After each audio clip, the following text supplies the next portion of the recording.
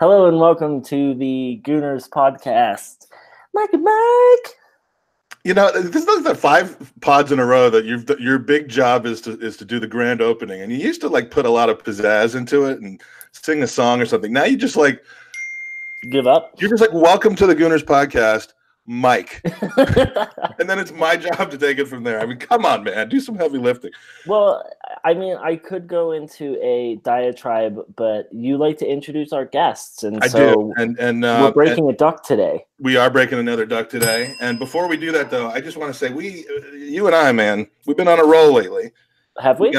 We got some guests AF in the last month or two. We got Kevin Campbell joining us last week. Drew and Nate from You Are My Arsenal. We've had some guy named Arsblog on the pod. We've had some good guests of Islington. We have lead judges from the same Bald Arsenal Baldcast joined us. The controversial figure, Speaker John Burkow from the House of Commons, and let's not forget the biggest stars of all, Fredo and David Ziegler. I mean, we've been on a roll, but we're going to top that today by having someone that does even more media than all those people combined. We're welcoming another Gooners podcast duckbreaker today. Welcome, Harry Symeou. Hi, guys. Thank you for having me. I don't know if I do more than the other guys. They do pretty much as well. It's quantity, not necessarily quality. But no, I'm just kidding.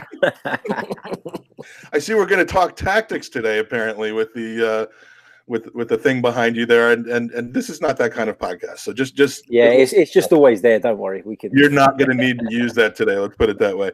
So let me get this straight. You're involved with so much stuff. Yes or no? Sofa Sports Pod. That's you.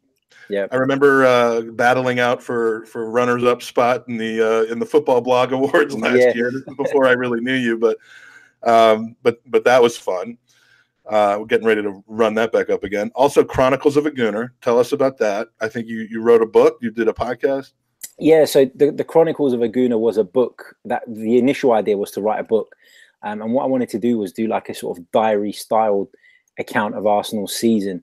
And at the time when I started it, I didn't know that it was going to be Arsene Wenger's last season, but that kind of made the book a little bit more interesting and a little bit more significant. But that was completely by accident. I didn't know that at the time I started it. So I started writing it, got to around about December time, approached a few publishers to see if anybody would be interested in taking it on. I had a bit of luck, and a publisher, New Generation Publishing, agreed to publish it for me. And then I thought off the back of it, I'm doing all these podcasts anyway. Why don't I start an Arsenal podcast? And it's gone from, being a little idea to now probably being my favorite one out of all the things I do. And it's probably the one I put the most energy into, to be honest with you. It's excellent. It's a good podcast. You've had some good guests. I've listened to a lot of them. Of course, now you're also a regular on the Same Old Arsenal podcast which we could not love those guys more. Craig and Lee. I mean, if they would let us, we would. Let's just put it that way, and you know what I'm saying. We've asked, they won't. But you also have this new Simply Serie A thing where you cheat on Arsenal with a bunch of Italian dudes. Is that what's going on here? Yeah. So basically, I was approached by somebody to set a Serie A podcast up, and I took ages thinking about it because I love Serie A. I watch it pretty much every week, and I'm really, really into it. But it was about the time thing. There's so many things going on at the moment. I've just had a son was born. I was going to leave that for last. Oh, by the way, you just had a fucking baby like a week ago. But that was playing on my mind when it was about starting up Simply Serie A. But you know what? I love it. I love what I'm doing. So I thought, why not? Let's do it. So that one's up and running too. Last but not least in my list, I'm sure there's more, but you had a big time appearance on Sky Sports this week surrounding the transfer deadline. Were you repping Arsenal and in the wars against the other Premier League teams? Yeah, I was. It was a very brief appearance. I've got to say that. It was a little cameo via Skype, which was good fun. It's just nice to be thought of by obviously a media company as big as Sky. For them to approach you, then it feels good, and it feels like the hard work is paying off. I've been on TalkSport as well quite a bit in the last few weeks as well. So yeah, hopefully getting somewhere, but we'll see. Tell Durham he could really do one. Harry, we have a question from Mike Hernandez who wants to know who your Serie A team is. Oh, I'll be lying if I said I had a team in the sense that I support one particular team, but probably my favorite club that I've always had a soft spot for is probably AC Milan. Just because you're excited about seeing what Gazidis can do with those boys, then I'm sure. Yeah, I thought I can't stand Gazidis, and I thought we finally got him out of our club, and then he's gone to Milan. Bloody hell. Well, we're thrilled to have you with us. Always nice to break a duck, especially on a winning note. And we did win a game this week. Before we go to the game, though, just want to give a shout out to the chat box. We've got Sebi in here. We've got Pablo, Pat Brady, some new names that I'm not used to seeing, which is fantastic. Ryan Costa's in here. Thanks for always chilling with us. Kerry McCollum, 95 Winston, Piyush Kapoor. We've got a good number for this mid time of the day. Hit the thumbs up. Good point. Give us a thumbs up. We like when you stick thumbs up things, and it helps us on YouTube in absolutely no way, but it just makes us feel good. So let's talk about Cardiff. Ever notice, Andy, when we win a game, we spend like half an hour talking about it. When we lose a game, we spend like 5 minutes. We're like, we're not going to do this. But so, Andy, you're going to Mexico after this. This is why we're not going to be potting after the Man City game. That and the fact that we are not going to enjoy that podcast. So as I was sharing with Lee Gunner, I'm going to be on a flight during the City game, and we're flying Southwest. So it's going to be on TV on the flight because you get free TV. Right. And I said it's going to be super awkward for Chris and Ollie that I'm just going to be weeping the entire flight down there as I watch us get hammered 8-0. I don't even understand why you're going down there. It's too late to build the wall because Mike Hernandez and Justin are already here. True. I mean, the trip is kind of the premise of the trip isn't there, and I'm surprised you're going to Mexico rather than, I mean, the shirt sponsor for Cardiff, Visit Malaysia. I mean, were you not sucked in to want to just go to Malaysia instead from that incredible that you pointed out the last time we played them? Yeah, no, interestingly, Mike, my boss leaves from Malaysia the same day I'm leaving for Mexico. So maybe he watched the match. I don't know about it. And he's going there for that purpose. I don't know. Harry, this is a serious test. Guess what font? I did some research on this. The Visit Malaysia logo is on the Cardiff kit, and I'll give you 5. It's either Times New Roman, Helvetica, Arial, Tahoma, or Wingdings. I'm gonna go with Wingdings because I like them. You've never seen Wingdings, then? The Wingdings aren't even like letters that you can. Oh, it's all the signs. Yeah, it's the sign. But I threw that one in there. But someone thumbs us down. Oh, that's not very nice. Yeah. That's Justin. Trujillo. They discount the thumbs down from Mexico on YouTube. They don't like to talk about that. But I'm currently $42 in debt to Justin Trujillo. All right, so Andy, you have a guess as to which font it is? Because it's I'm going to go with Times New Roman. Now it's Helvetica, but like, how lame is that to not get your own podcast? I mean, your own fonts. I'm reading Justin's thing in the chat that says the Gooners podcast where we talk about fonts. All right, so let's move on. Ozil sighting. Perfect game for him to re-enter the fray, huh? What do you think, Andy? Yeah, I'm glad to see him back. I don't know if Harry is on the pro or anti-Ozil train. Harry, what train are you on, pro or con? I'm on the pro. Okay, good. Ozil train, yeah. I was very happy to see him back, Mike, and I thought it was a good match for him to come back. A little quieter than I expected, but you know what? He's I'm going with this. He's been injured, and he's working his way back into the system. And I haven't known you that long, Andy, but the face you're making right now does not like befit someone who believes in what they're talking about. I have systematically packed my 2 Ozil shirts from Mexico because I'm still riding this Ozil trade, and I'm not going to get off of it anytime soon. I love the man, and I'm happy he is in an Arsenal shirt week in, week out, or every 4th week. Month in, month out. So the first half didn't produce much. I literally, as you know, Andy, was under general anesthesia, like literally, during the first half, and I think I saw as much action as everyone that was actually watching the game did. I woke up in the recovery room. I got to give myself props because I had a little minor elective surgery, and here comes the speculation, but feel free. I woke up, and the first thing I asked for was a phone so I could turn the Arsenal game on and find out what the score was. So, I mean, if you're, kind of a halftime Arsenal fan, suck it. That's what you need to do. But Niasse and Lacazette both had penalty shots. I think Laka had 2 penalty shots that weren't called. I think both probably should have been given.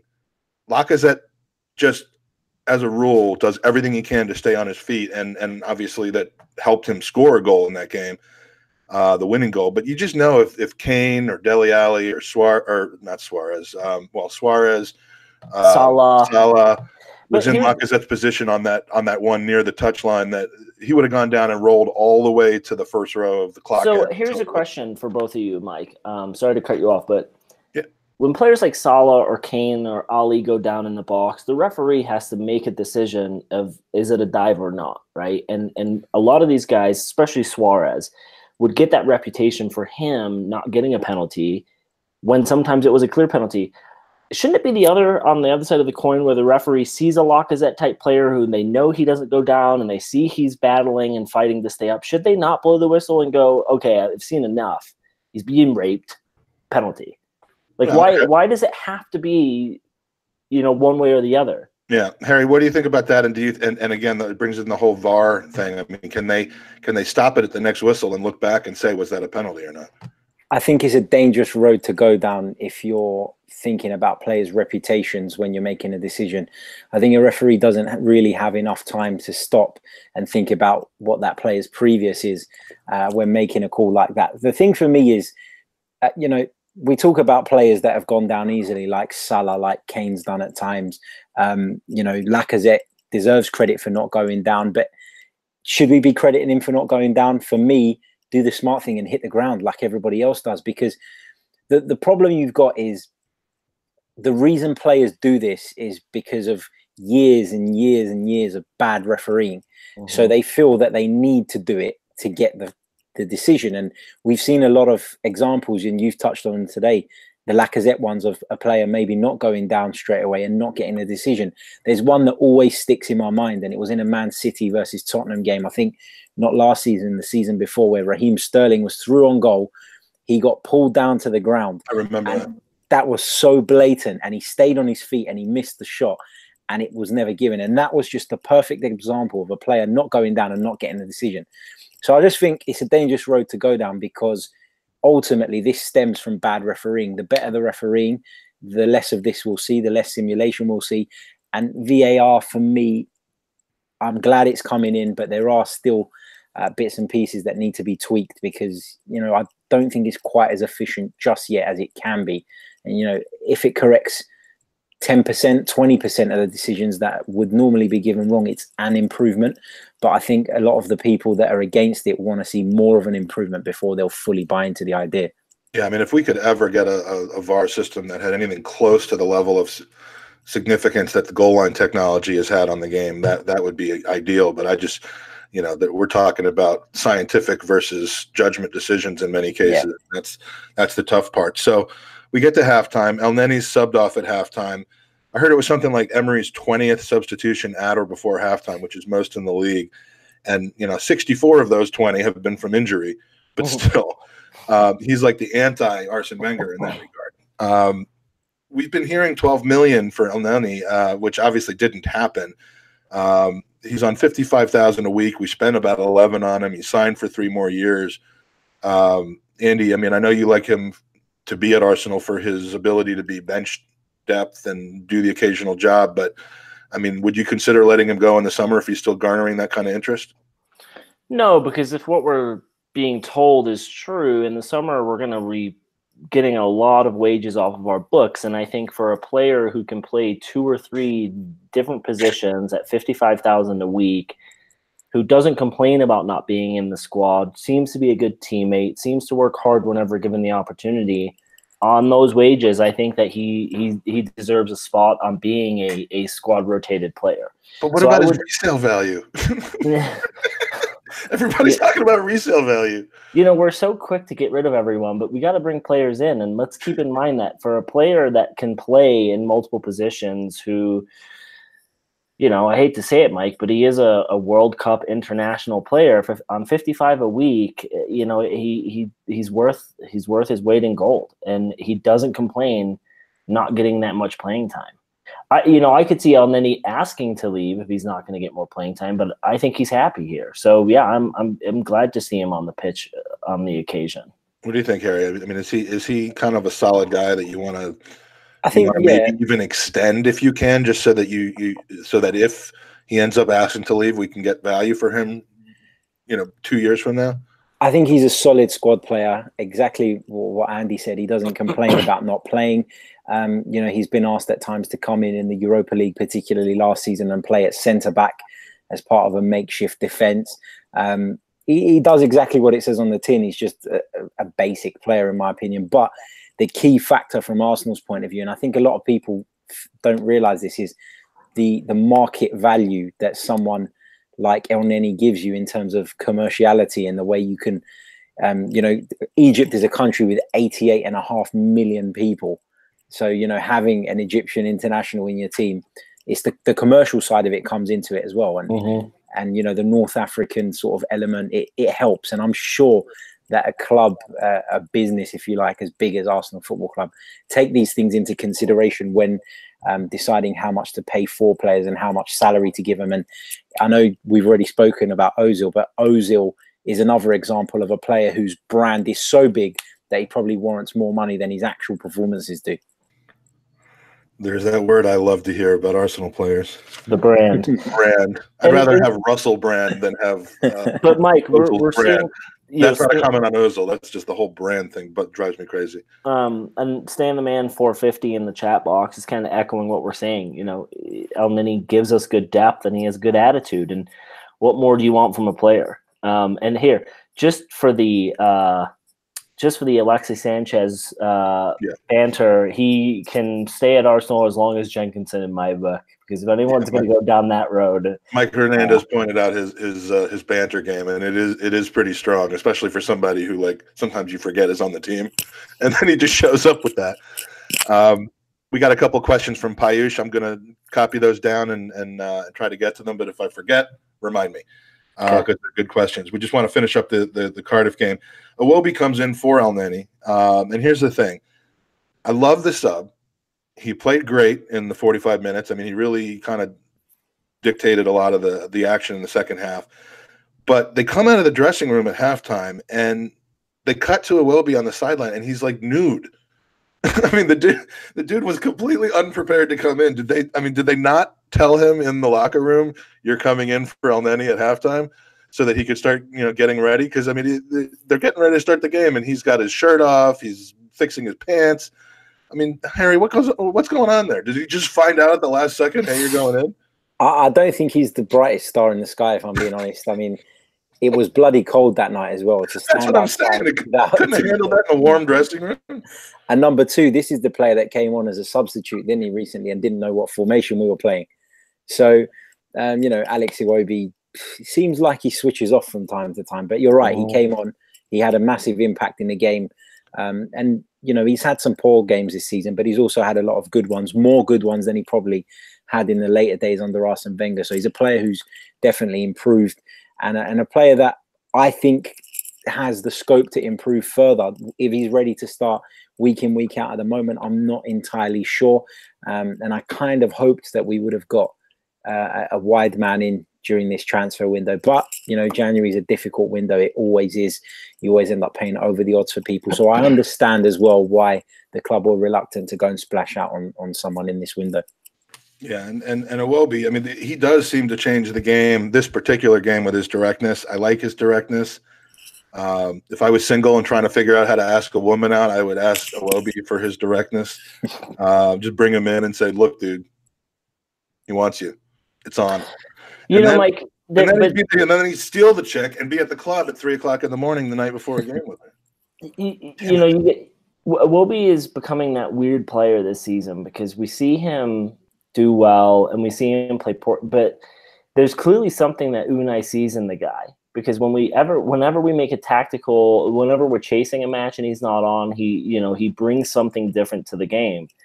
But as Kev said last week, we need that wide player who's going to stretch the field, and Iwobi likes to run in angles, and he's not really that take the ball away from Lacazette and Aubameyang to make something happen. And that, as Harry said, it's hard to buy a winger or just any players in January, but I'll be interested to see how much he can grow if we bring a winger in on the other side who can pull play away from him and give him some space. And will Dennis Suarez end up taking some of Iwobi's time, given that Emery's talked about him playing on the wing, not more, not. Yeah, it'll be interesting see how we integrate Suarez and how quickly he gets put into the team, because shit, I know he was at Barcelona, but it's a tough ask to not really know a system and get thrown in against Man City. So I don't know if we'll see him start. I'd be surprised to see him on the pitch from the start on Sunday. Yeah. That's another story. A couple of questions in the chat that we have to get to. One from Sebi. It's a kill, marry, fuck, or an FMK, whatever you want to call it, between Ozil's brand, Russell brand, and Raisin brand. And it's the easiest one I've ever gotten. I'm going to kill Ozil brand because I don't like the brand. I like the player. I don't like the brand. I'm going to marry Russell brand because he's rich. And who wouldn't want to fuck a bowl of Raisin brand? I mean, that just seems logical to me. So thank you, Sebi, for dragging the podcast down. Justin wants to know, Harry, what the hell kind of formation is that on your whiteboard? Oh, so what it was we was talking about the 3-man defense. We was talking about how the wing backs had pushed too far forward, and then that 3 in the midfield. I was just demonstrating something, and then this was Manchester United getting all over us. So I think you should line them up like we lined up against that West Sydney team when they had an indirect kick in the box. They just put all 11 guys on the goal line and they still scored. There we go. Stan the Man's Stan the Man's the one that I pissed off by telling him I'm going to WrestleMania. All right, so we got some people in here. The first goal. Let's get back to the game. First goal comes from a through ball from Iwobi. Which we've seen a handful of times this season. I mean, his touch is good. Kolasinac latches onto it. Nailed on penalty as far as I'm concerned. Although I've heard from people who were in the North Bank, very close to it. I think Lee Gunner actually, who said it looked like a dive to him. No. But to me, I mean, I think that might have just been in the moment. It looked like a dive, but to me, it was a nailed on penalty, right? Yeah. Oh, 100%. Okay, and then as for Alba's penalty, I mean, I've never taken a penalty in any of the Premier League games I've started in. But, Andy, as a goalie, I want to ask you this question because I just found out that you used to play goalie and sometimes still do, like last week, because you've never mentioned it before. Such a dick. The penalty was so soft and so easy to save that I have to ask, was it a gamble that he would dive left and placed it where it was? Or do you have, as a penalty taker, the ability to actually view when the goalie is committing early to one side and then adjust your strategy to make sure that it's right down the middle? I mean, I don't know the amount of timing and the reaction time involved in that, but I would imagine the better penalty takers can actually react to what the goalie does, not just guess what they're going to do. I would say at this level, if you're a keeper, you study which direction they're going in. Someone like Aubameyang probably puts it all over the place, so then it becomes it's a guessing game. And as so you don't think that Aubameyang rolled it down the middle like that, or just a little off the middle on the ground? No, it was probably a mishit on his part. Unless the keeper jumps, which he didn't, I think it's a mishit by Aubameyang. But the keepers usually will commit to a side and say, okay, well, I'm just going to go left and hope it goes left. It's a total gamble. Justin Trujillo in the chat box could probably share how many penalties I've saved in our co-ed team. It's been quite a few. But I think at a certain level, you can read a player. You can tell from shoulder shape which way they're going to shoot. They don't give it away with their eyes because you can look wherever. But I think at this level, Mike, as a keeper, you just have to guess and hope you're going in the right direction. Especially, fuck you, Justin. I don't know. I mean, I just look at a guy of the quality of Aubameyang and the number of penalties he's taken and the ability to probably put it in the corner as much as he would like. That seemed almost just. I mean, that if the goalie had, if the keeper had just stood his ground or dove to the right on the ground, that would have looked like the worst penalty of all time. Oh, totally. And that's why I think he mishit it, because you would never put the ball in that location at such a small, low speed, knowing that the keeper, if he goes the right way, he's literally picking that up. That's why I think he mishit it. Okay, fair enough. Jenkinson introduced in the 60th minute for Lichtensteiner to a massive chorus of cheers. I mean, the fan base loves themselves some Carl Jenkinson, but did anyone else notice that as the cheers started quieting down, you could hear like this palpable underlying shame set in, where it was like I'm excited he's coming in, but this is what we're cheering for. I mean, it was like yeah. Anyone else notice that? No. These are the things I pick up on. So if you left the game early, you missed a few things. You missed the vital announcement that Caledonian Road tube station was closed. That probably fucked literally tens of people. If that. And I guess the reason I point that out is because it was so clearly audible, because there was a lot of empty seats at this game. Kind of shitty of that. I mean, the weather was awful. Harry, were you there? Yep. So you are an Arsenal supporter, you see.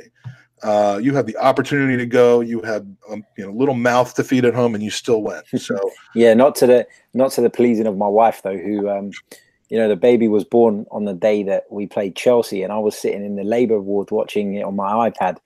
And I got told off. About that too. I got told off by the midwife. Actually, she threatened to kick me out of the room and to miss my son's birth because I cheered when Lacazette scored. But and not when the baby was born. When the baby was born, it was when you went, I almost fainted when the baby was born, I think. I had that experience too. Andy, you what was it, Sunderland that they were playing when Yep, Sanchez scored. But I was post birth, so Chris was still kind of drugged at that point.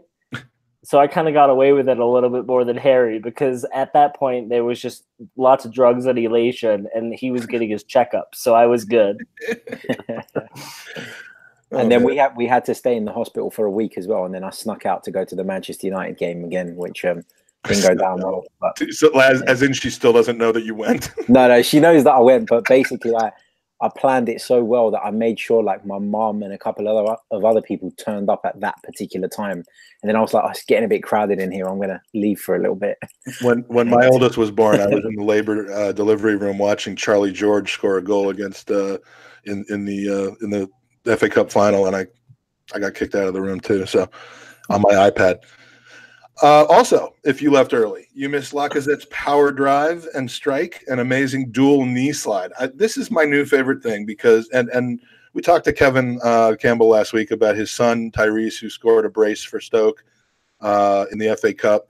His knee slide game was all right. It was maybe a 6 out of 10, but Tyrese could take some lessons from Lacazette and Aubameyang, because Lacazette does the perfect knee slide. You've seen all the memes on Twitter about how he just basically stopped it exactly at the touchline. Mm-hmm. Which, I mean, you have to understand how much that's worth. I mean, his transfer value went up by like 10 million when he did that.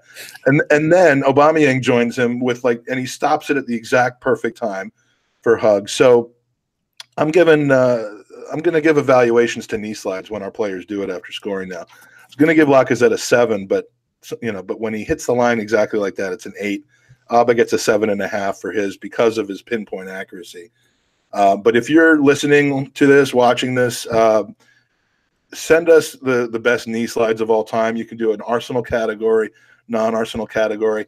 I don't need to see the fucking Geico commercial with the guy sliding around, which if you live in the States, you've probably seen, because it turns out that was fake. It was computer generated. I didn't realize that, but I just love these things. This is my new thing, and I don't want to see Tom Canton doing a knee slide where he hurt his ACL. He hurt his ACL? He apparently did. I got a call from his doctor the other day saying that he wasn't getting enough publicity. So this is my new thing. No more Baconators. I'm all about knee slides. I'm a Canton fan. You're a Canton ligament fan. All right, so the last thing you missed, if you left early, was Arsenal's parting gift to Cardiff, which is gifting them their first goal in like 465 minutes in all competitions. Harry, do you know how many goals in the Premier League we've given up in the last 3 minutes of a half or of a game? 10. It's 9, which is ridiculous. I mean, I'm talking like 45 plus 2, 90 plus 3. And some of them have cost us points. Some of them have changed the games. I mean, is it possible that the team is so excited about Unai Emery's philosophical talks in the locker room that they like want to get in there so bad they forget that the game still has more time, or are they just not properly coached to finish off halves?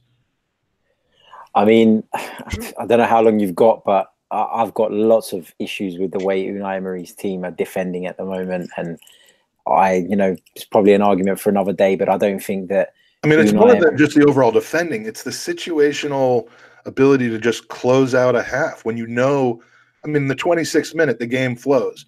In the 44th, 45th minute, you kind of have a job to do at that point, and we're just failing at that job. Ridiculous. I mean, this didn't end up hurting us, but it did put a little bit of nerves into the situation for a while. I mean, Mike, to be fair, the goal is quite. I mean, all right, Iwobi defends it like he's a 6-year-old defending. Should, in that position, never jump up and turn your back. And then to Leno, I mean, unfortunately, he goes through a crowd of 6 and just sneaks in. So they got a lucky goal. He was kind of blinded. I mean, I don't blame Leno for that.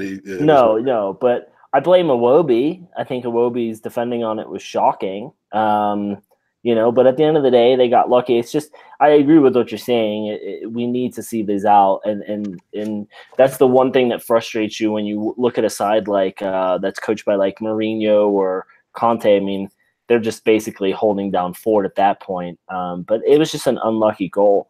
I do want to ask, since we're talking about defenders, and we kind of skipped over this a little bit with Jenko,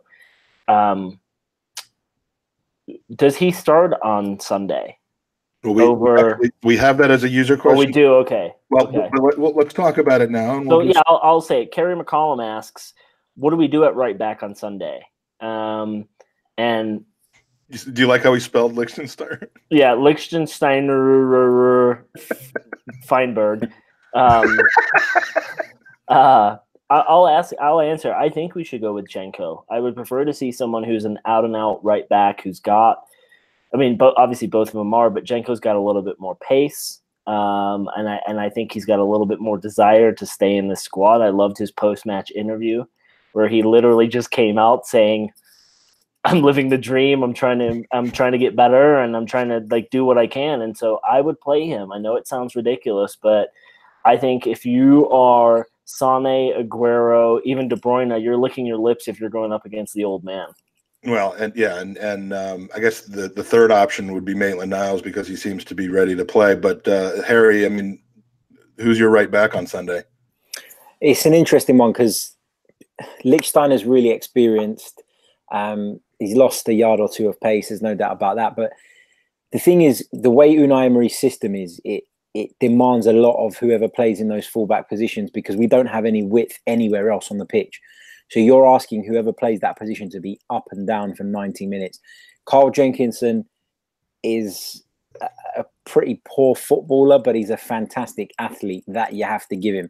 And for that reason, I just think that, he's maybe got the edge over Lichtsteiner just for the fact that once he starts running down that flank, he's almost like a train. You're not going to stop him. He might come off the track now and again and smash into something he shouldn't, but he's an athlete. And for me, that kind of pips what Lichtsteiner brings to the table at the moment. Yeah. I mean, I think you go with Jenkinson, but Jenkinson on the road in Manchester brings back some bad memories. Hopefully it won't be as bad.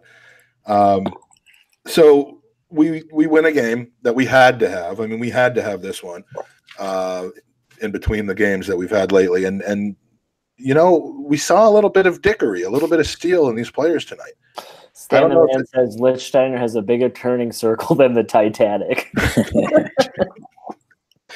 Glad you've joined us. Lichtsteiner's older as well.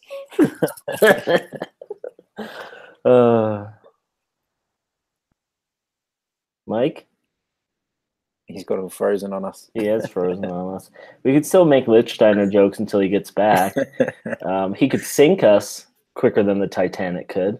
It's true. I thought Mike was disgusted in my joke that he just stopped. Yeah.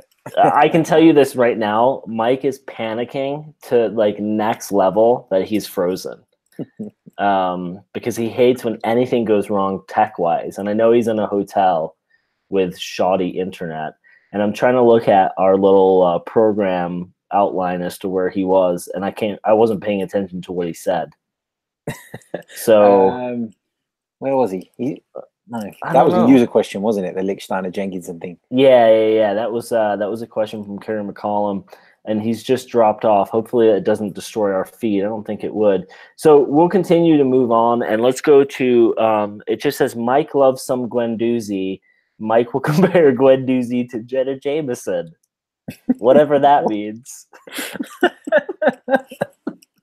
That's a new one. Yeah.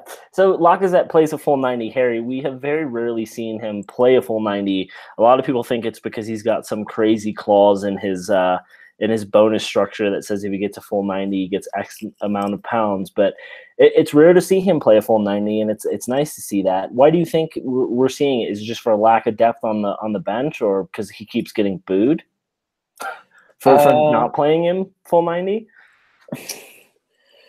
We're talking about Lacazette now, right? Yeah. For a sec. Yeah. For me, Lacazette's earned his position in this team. I think every time he's played this season, he's been brilliant.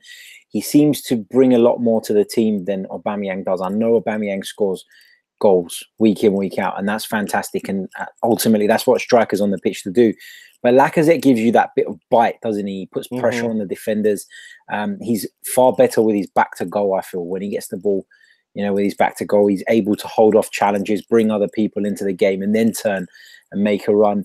So I just think he's earned these plays. I think at the start of the season, Emery was really worried about the balance of the side and didn't really want to play both.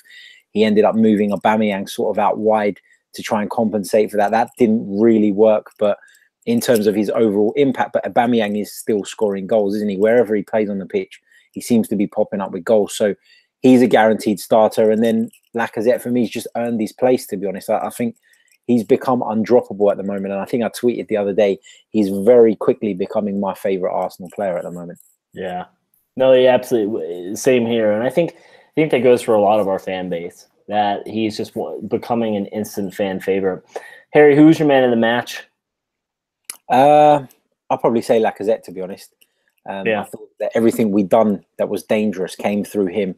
We had a couple of penalty shouts, that really should have been penalties. Again, that was Lacazette's making. He got the decisive goal in the end. I just think he stood out for me. I thought Guendouzi was really good in the second half, but I didn't think he was that great in the first half.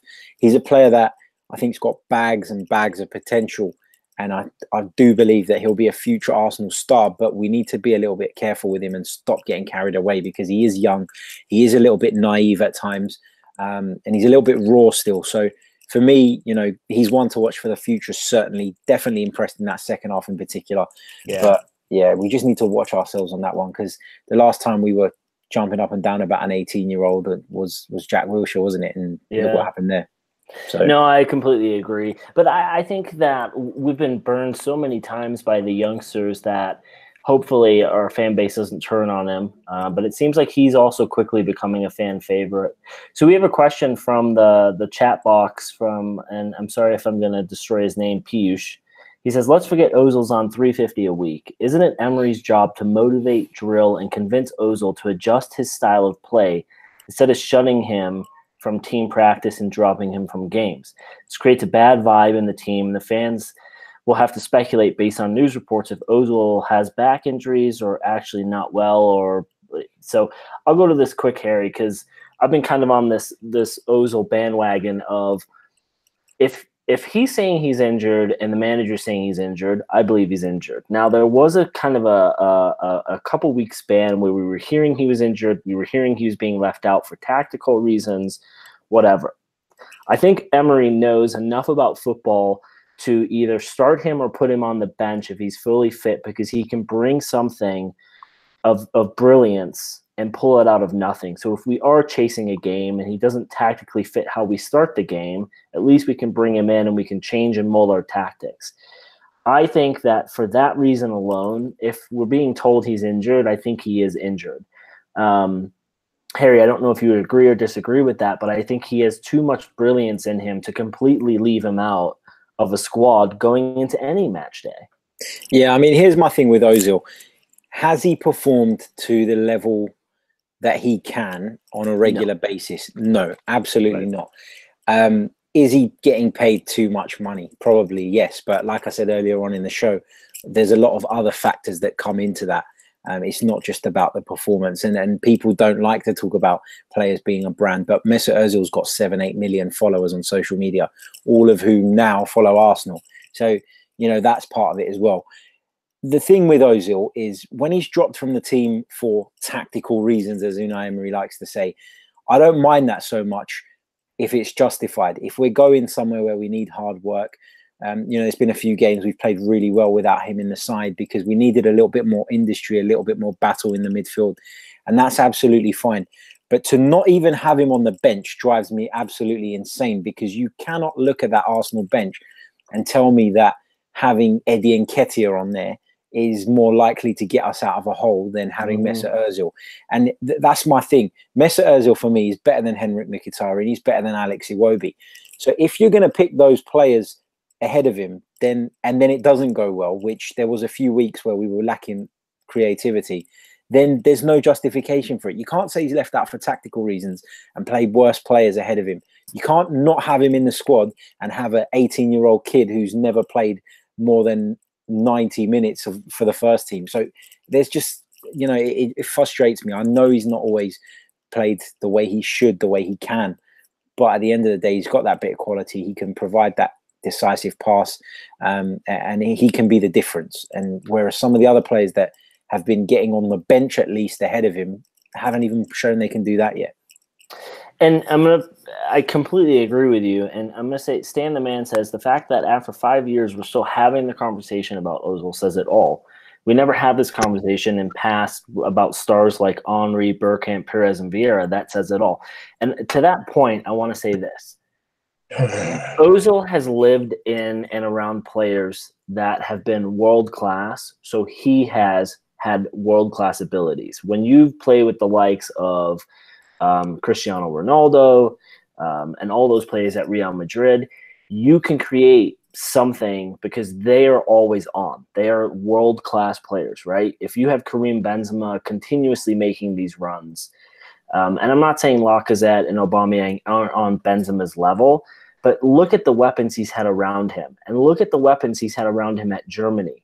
And a lot of people kept saying, well, Mustafi should be playing right back because he played right back in that Germany squad that won the World Cup. Totally get that. However, look at that squad.